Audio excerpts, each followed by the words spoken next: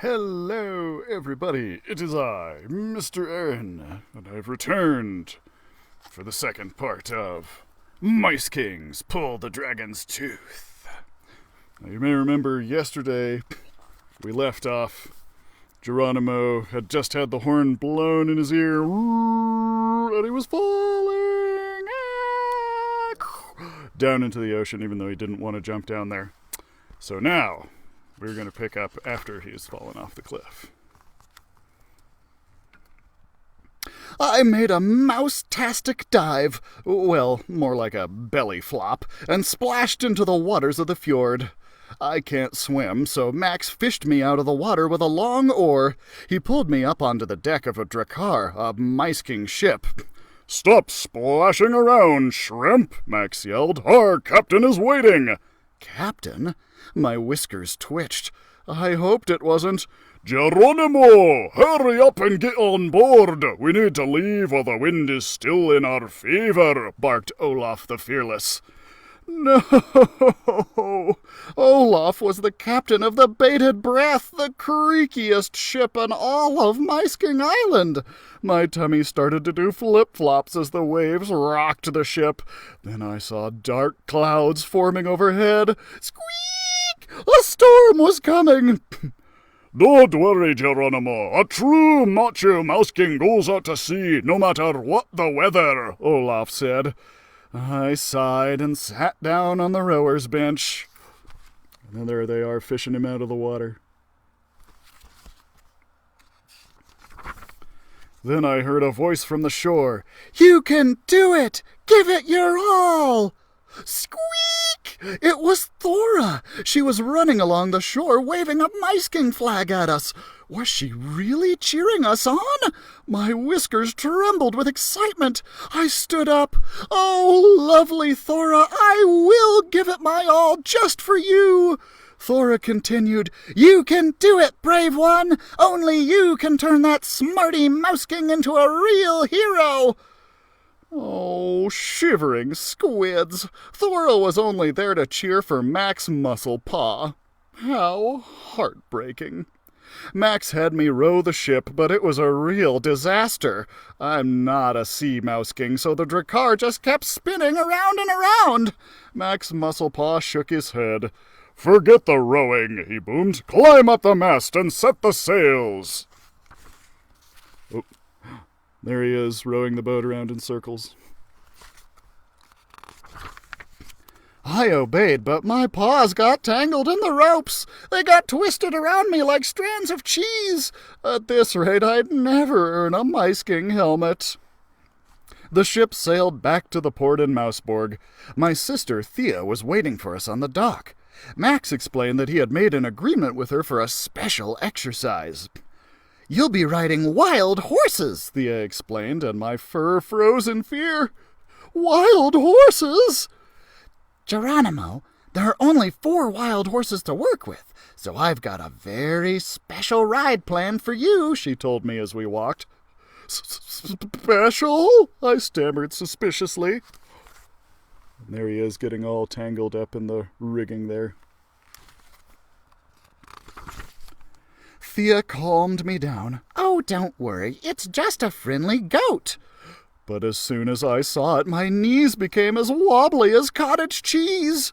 Great groaning glaciers! It was the very same goat that had attacked me on Three Lookouts Cliff.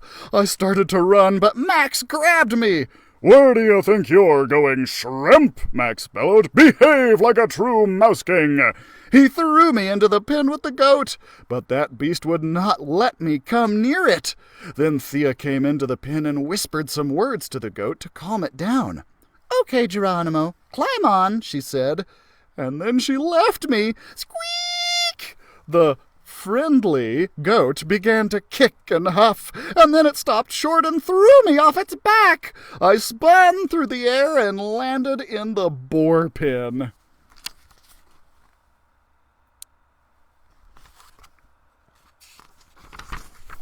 That's when Sven the Shouter stomped up. "Max, bring Geronimo to Gullet Valley for his final test."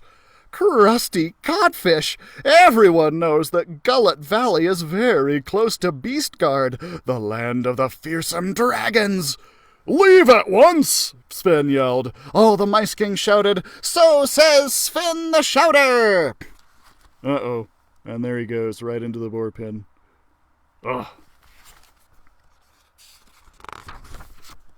Max Musclepaw proudly announced his plans for our final test. "To combat your fears, you must face them," he boomed. "And what are Micekings, even the bravest of us, afraid of? Dragons." I got chills from the tips of my whiskers to the tip of my tail. I am not a brave mouseking at all. "We will go look for the dragons," Max continued. "We will face them, and we will defeat them." Face them? Face the I didn't finish my sentence because I fainted from fright. When I opened my eyes, I saw a Mouseking hovering over me. "Wake up, you smarty Mouseking!" yelled Olaf the Fearless. "Oh, where am I asked groggily. "You're on the bated breath, of course," he replied. Squeak! I was headed for Gullet Valley, whether I liked it or not. The ship sailed to the edge of a thick forest. "These are the elderberry honey woods," Max told us. "They lead to Gullet Valley. Move it along." We disembarked and marched through the dark trees. I swore I heard noises coming from behind the tree trunks. "Trap, we're not alone in these woods," I whispered. "Don't be afraidy, mouse cousin," Trap said. And there they are, marching through the woods. Guys see the eyes looking at them between the trees? I kept my ears open as we walked. I heard more strange sounds. Brushing, grumbling, complaining. Then I passed a tree trunk and saw claw marks in it. Are there... Almost started with the wrong voice. "Are there wild beasts in these woods?" I asked Max. "Nope," replied Max. "Just some brown bears." "Brown bears? But they're wild beasts," I cried. "All they care about is honey," Max explained. "Just don't touch the beehives and you'll be fine." I looked up. Dozens of beehives dangled from the tree branches overhead. "With all these beehives, there must be a lot of bears," I said nervously. I was thinking of all those bears with their sharp claws when I accidentally tripped over a big log in the path. Crusher, Smasher, and Sprainer lifted the log and threw it like it was a little branch. When it hit the ground, however, the whole forest floor shook. And there they are, tossing the log out of the way. Plop, plop, plop! 3 beehives fell, breaking open as they hit the ground. Golden honey spilled out of each one. Roar! A chorus of threatening roars rose from the bushes. I ran away with my paws in my ears and my whiskers trembling in fright. "I didn't want to come here," I squeaked. I ran and ran as fast as I could. It felt like my feet weren't even touching the ground. Had my paws sprouted wings? "Stop right there, smarty Mouseking!" a voice bellowed. It was Max Muzzlepaw. That's when I realized that I wasn't flying. The hero had lifted me up by my cloak. I was so afraid of the bears I hadn't even noticed. "From now on, you will walk behind me, Geronimo," he said. I nodded. "And you will be very quiet if you know what's good for you," Max continued. "Do you know what's good for you?" "Yes," I squeaked. He put me down and waved his arm at the scene in front of us. "We have reached Gullet Valley. This is the dragon's hunting ground. They prowl the valley for Micekings meat." I gulped. Squeak! I didn't want to be here. I approached Max. "What exactly is our final test?" I asked him. "Oh, it's no big deal," he replied. "You just have to pull out a dragon's tooth." "A dragon's tooth?" I stammered. Shivering squids! What an impossible task! Suddenly, Max crouched down. "Hide, Micekings.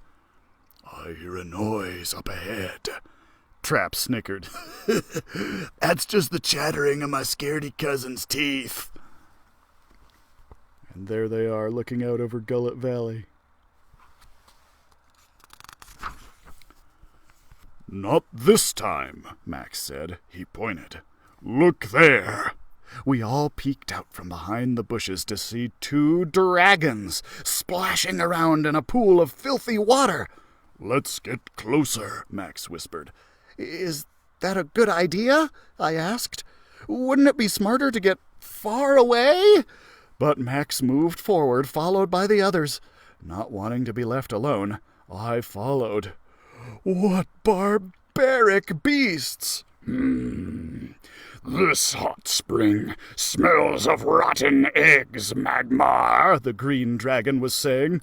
"Yes, it's superb," agreed Magmar, the orange dragon. "But we should speed things up, Rocky." Magmar looked around. "If Gobbler the Putrid knew we were relaxing in this stinky pool instead of hunting for fresh Miceking meat, there would be trouble." Rocky snickered. "We deserve a little rest." Oh, and there they are, splashing around in the dirty water. "If we're caught, Gobbler will slice us with his claws," Magmar reminded him. "Stay calm," Rocky said. "Gobbler will never know. Now relax. We'll go back on patrol later." Magmar rolled over in the pool, but he wasn't convinced. Trap and I were shivering in fright. The other Micekings didn't seem afraid at all. "What's the plan?" asked Crusher, Smasher, and Sprainer. "Should we crush them? Should we smash them? Should we sprain their long tails?" "Here's the plan," Max whispered. "I will go to the dragons and get their attention. The rest of you sneak up behind them." "How will we get their teeth if we're behind them?" I asked. But Max ignored me and headed for the dragons. Crusher, Smasher, and Sprainer pushed me forward. "Let's go, Shrimp," they said. As we crept up behind the dragons, Max jumped out from behind a bush in front of them. "Hey, you two! You with the ugly snouts! I'm talking to you!" he taunted. The 2 dragons sat up and sniffed the air. "Look at that Mouse King over there," Rocky said, spotting Max. "How lucky." "A nice big one," Magmar said, licking his lips. Max kept taunting them. "You big-nosed blubberheads! You lousy lizards! I'll peel off your scales one by one!" From our hiding place we saw Rocky climb out of the pool. Crusty codfish, he was truly a giant. No, an enormous dragon! How were we supposed to get one of his teeth without being chomped or swallowed? I had no clue how to do it. Once again I began to shake with fear. I was shaking so hard that I bumped into a pile of rocks behind me. The rocks tumbled to the ground, making a noise. Magmar turned his head. "Look, more Micekings. This really is our lucky day." The dragon moved toward us. "Which one shall I slurp up first?" We were fried, finished, done for. Squeak! What could we do? Suddenly, a huge mud ball hit Magmar square in the face. "Run, now!" yelled Max Musclepaw. And there they are. The dragons see them and he's tossing mud balls down at him. The brave Mouse King pummeled Magmar and Rocky with mud balls. Trap dragged me away from the dragons. "Let's get out of here, Geronimo! Quick!" We ran as fast as we could. Crusher, Smasher, and Sprainer quickly charged ahead of us towards the woods. Trap and I followed them as they shouted back at us. "This way! Behind me! Down this path!"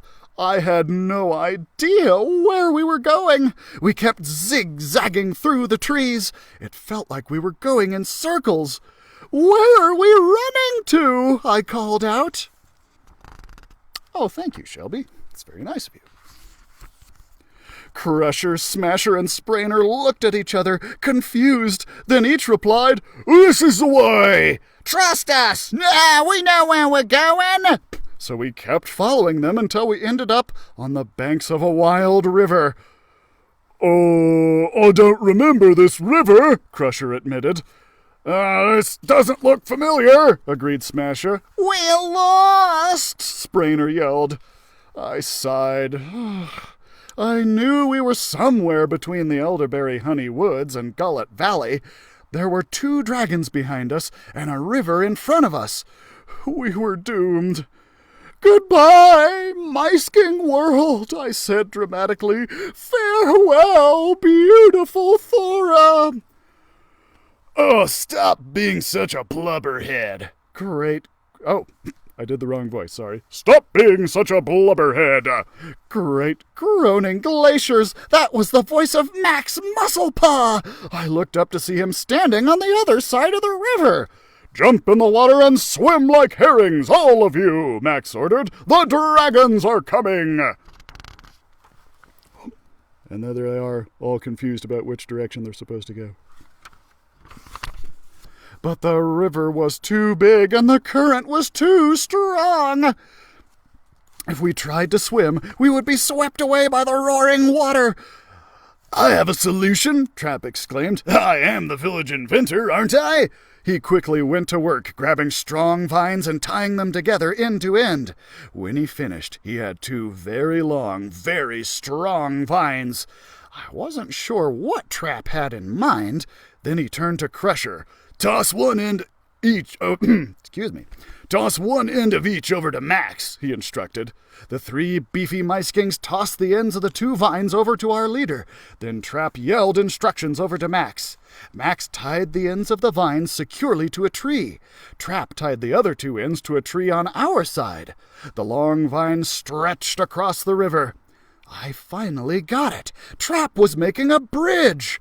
Crusher, Smasher, and Sprainer made their way over the skinny bridge like graceful tightrope walkers. The bridge shook so much. I, on the other paw, was terrified. I'm afraid of heights, and I am not graceful. I am not an athletic Mouseking. I'm a scholar. "Calm down, cousin. You'll make it," Trap said. "The bridge has been Miceking tested and approved." "Not by this Mouseking," I said. I hugged the tree. "I'm not going anywhere. I'm staying here." "Fine," Trap replied. "I'll cross first, but follow me if you don't want to become dragon food." He took a few steps onto the swaying skinny bridge. Oh, that bridge shook so much. Trap started to wobble. Then he slipped. There he is, slipping off the bridge. Oh, no. Splash! My cousin fell into the freezing waters of the river. His snout dipped under the water and the current started to sweep him away. Max and the 3 beefy Micekings just stared at Trap, not sure what to do. I had to do something. But what? Suddenly my determination kicked in. I quickly scrambled across the bridge, no longer afraid that I would fall in, and I didn't. Then I grabbed a vine hanging from a tree and threw it to my cousin. "Grab it, Trap!" I yelled. He grabbed the vine, and Crusher, Smasher, and Sprainer helped me pull Trap ashore. There they are, hauling him back up. Heave-ho! Heave-ho! Heave-ho! With one last tug, Trap fell at our feet. "Oh, thanks, cousin. You saved me," Trap exclaimed happily. Max pounded me on the back. "Well done, Shrimpy. You've made me proud."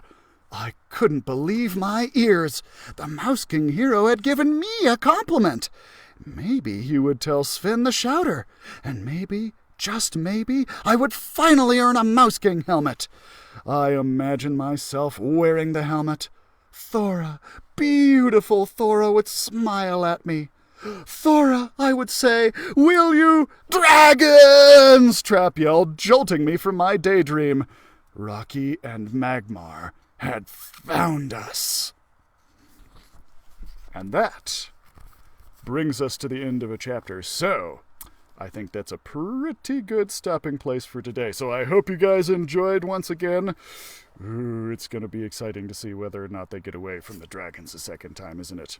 So, I hope you guys will join me again tomorrow at 2 p.m. for the next installment of Micekings Pull the Dragon's Tooth. Thanks so much, guys, and of course also be sure to check out our other live programs, such as Toddler Time with Miss Becky and Stories with Sunny with Miss Sunny. We've got a lot of cool stuff going on. I'm so glad that you guys could join us today. I hope you enjoyed. We'll see you tomorrow.